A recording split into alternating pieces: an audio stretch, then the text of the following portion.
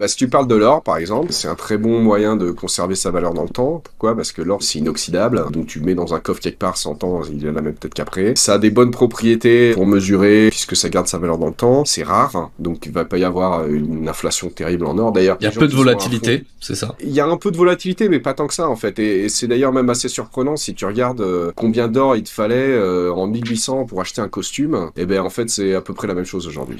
C'est ouf. Ça n'a pas tellement pris de valeur, mais ça Ce n'a qui pas n'est pas le tellement cas baissé avec de le valeur. dollar. Même le dollar d'il y a 100 ans, il n'y avait pas autant de dollars en circulation. Et donc Non, parce que aujourd'hui, les autres monnaies justement sont pas rares comme ça, alors que mhm. l'or c'est rare. Mais par contre l'or comme moyen d'échange, c'est pas terrible quoi, parce que bah toi si tu fais un service qu'on te paye en or, alors il faut peser et tout, s'il faut couper les trucs pour qu'ils fassent la bonne taille, tu vois, et mesurer le poids, puis t'assurer de la qualité, de la pureté et tout. Enfin c'est hyper pas pratique quoi. Et donc Mhm. par ailleurs à côté tu vas avoir des monnaies fiduciaires comme l'euro ou le dollar ou des trucs comme ça, qui elles sont beaucoup plus pratiques en tant que moyen d'échange, sont pas trop mal aussi en tant qu'unité de mesure, sont pas terribles en tant que store of value. Pourquoi? Parce qu'elles sont pas rares en fait. Les gouvernements, enfin les banques centrales spécifiquement en émettent de plus en plus chaque année. La durée moyenne d'une monnaie fiduciaire, je crois que c'est 27 ans si je me rappelle bien. Alors c'est en moyenne, hein, donc Ouais. après nous, dans un pays comme la France ou en Oui, général en c'est plus stable. Europe ou en Amérique du Nord ou quoi, ça va durer plus de 27 ans a priori. Mais dans le monde, la durée moyenne d'une monnaie fiduciaire c'est 27 ans.